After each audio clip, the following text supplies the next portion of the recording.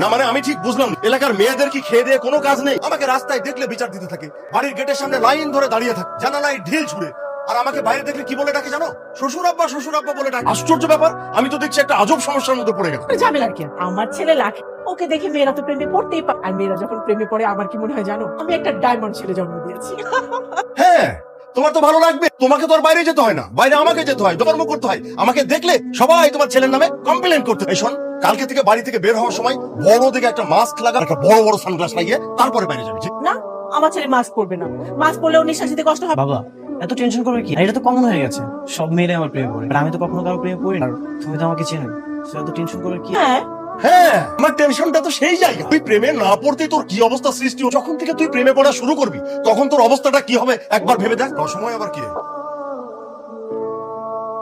বন্ধু তুই চলে এসেছিস, তোর সাথে এটা কি? আমার মেঘলা। ওয়ালাইকুম আসসালাম। কিরে, তোর এত বড় এইরকম একটা সুন্দরী মেয়ে তুই আমাকে আগে বলিস কেন? সর্বনাশ হয়েছে, মানে অনেক কিছু।